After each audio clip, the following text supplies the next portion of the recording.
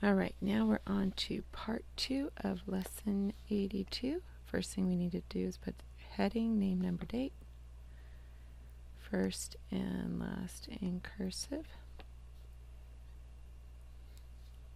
Okay, remember to write the date that you are working on these notes, not necessarily the date I am writing, and our subject is math. Alright, so here we have a parallelogram.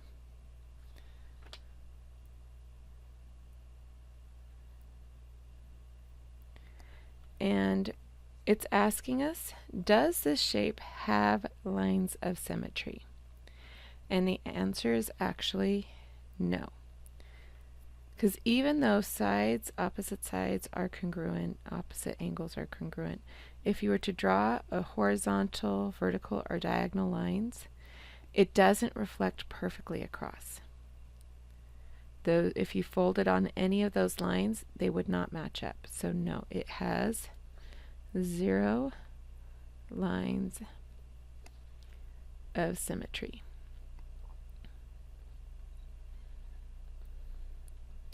Parallelograms are ones that can be tricky, and you see them and you think they've got to have one, but they do not.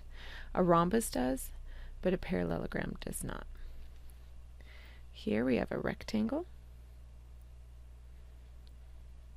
It has those right angles, and rectangles always have lines of symmetry. And they always have 2. They have a vertical and a horizontal.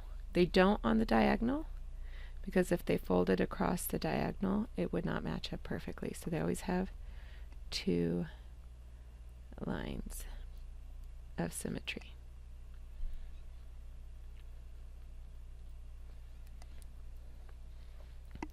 Here we have, it has 1, 2, 3, 4, 5, 6, 7, 8 sides, so it is an octagon. And this is a regular octagon. That means all the sides are congruent or the same length, and all the angles are congruent or the same angle measure. So when you have a regular shape like an equilateral triangle, a square, a regular octagon, when all the sides and all the angles are equal in that shape, you will always have lines of symmetry. And the lines of symmetry will actually match up to how many sides there are, because you have 1, 2, 3, 4, 5, 6, 7, 8 lines of symmetry. 8 sides, 8 lines of symmetry. A square has 4 lines of symmetry. It has 4 sides. An equilateral triangle has 3 lines of symmetry. So when you have a regular polygon where all the sides and all the angles are the same length, your lines of symmetry match. So it has 8 lines of symmetry.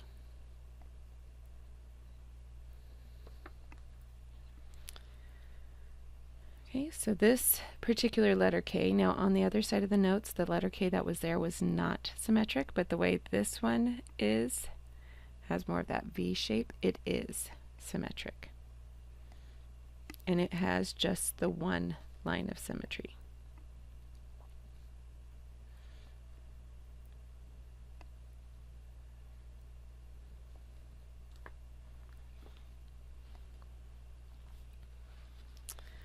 Here, this drawing of a flower with geometric shapes has 1 line of symmetry that it would fold across. So does it have lines of symmetry? Yes, it has 1 line of symmetry.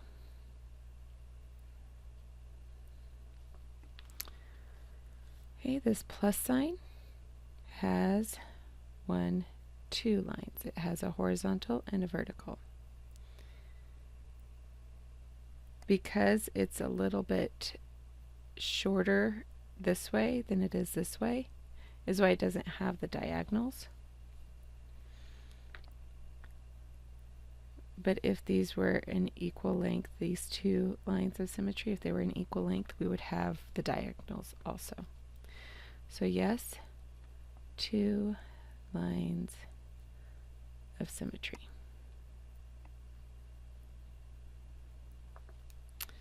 This X, again, because my lines are not equal in length there, the X does not have the diagonals also.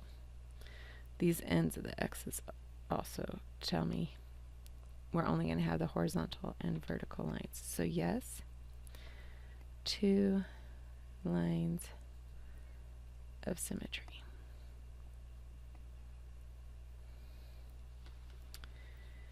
Okay, this is a different star shape than we had on the other side. It's a 1, 2, 3, 4, 5, 6, 7 pointed star instead of a 5 pointed star.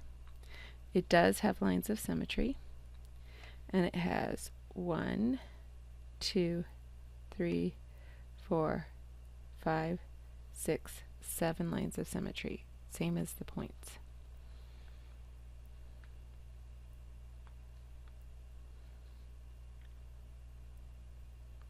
Now these 3 column notes were pretty easy since the lines of symmetry were already drawn for you, but you've got to be able to recognize if something can fold over an imaginary line and match up perfectly to the other side.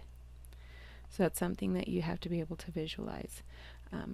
Being able to actually draw it and fold it can be helpful, but in case you don't have that ability, trying to see and imagine folding it over a line is what you'll need to practice.